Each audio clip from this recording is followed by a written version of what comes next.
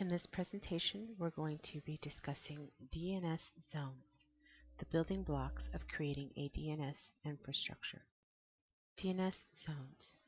We are going to go over understanding DNS zones, classification of DNS zones, standard DNS zone types, and direction of DNS zones. Now we're going to talk about understanding DNS zones. So what is a DNS zone? I've quoted from techfacts.com. A zone is a portion of a namespace. It is not a domain. It can contain one or more contiguous domains, and it contains the resource records for the names within a particular zone. As you can see from the image, that a zone is simply an area that carries that information for that particular DNS. Once I seen this, it helped to clear up some of the confusion I had about DNS zones and what exactly they were.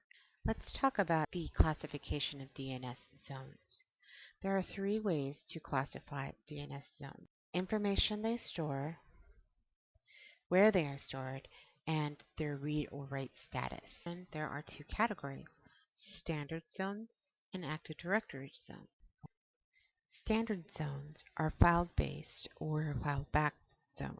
They store all the records and resource files in zone.dns, where the zone is the DNS domain stored. You can access this file through the system root using this path, and the file is a text-based document that you can view with any text editor. It is formatted by Berkeley Internet Name Domain servers, or BIND. They are the standard of DNS servers on the internet and networks running DNS on Unix and Linux systems. There are three standard zone types, and the first one is primary DNS zones. For a primary DNS zone, there can only be one. You can only have one that holds the master for all of the resource records. It's the only zone that can be edited, and it is the original source of all the data for the zone. Next is the secondary DNS zones. It is a read-only version. There's no editing for this. It allows organizations to have multiple DNS servers. You would have multiple DNS servers if you have a problem with performance or load balancing, perhaps for redundancy. Then the secondary DNS zones would be a prime candidate for this. But it must have access to the master records because it updates and copies the zones from a master record. A stub zone is another read-only zone. It contains just three records, which are the start of authority record, name server record, and host A record.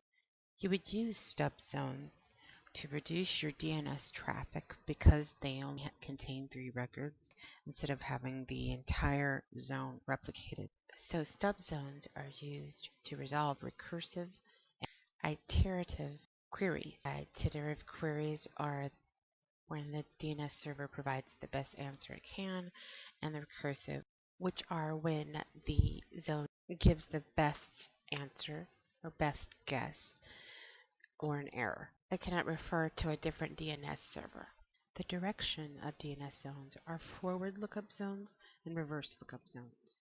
Forward lookup zones resolve a fully qualified domain name to an IP address. They are the most common of DNS records.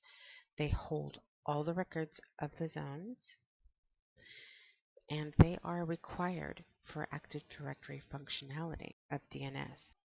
Reverse lookup zones resolve IP addresses to host names, and it's completely opposite from the forward lookup zone. The zones are contained in a special domain called in-adr-arpa. That's for IPv4, and it's IP6.arpa for IPv6. PTRs, or pointer records, are created to map IP addresses of the host names. They can be created manually or automatically, and reverse lookup zones are not required for AD DNS functionality. My sources are from our book, MCTS Guide to Microsoft Windows Server 2008 Network Infrastructure Configuration by Michael Binder, and also from techfacts.com, Understanding DNS Zones.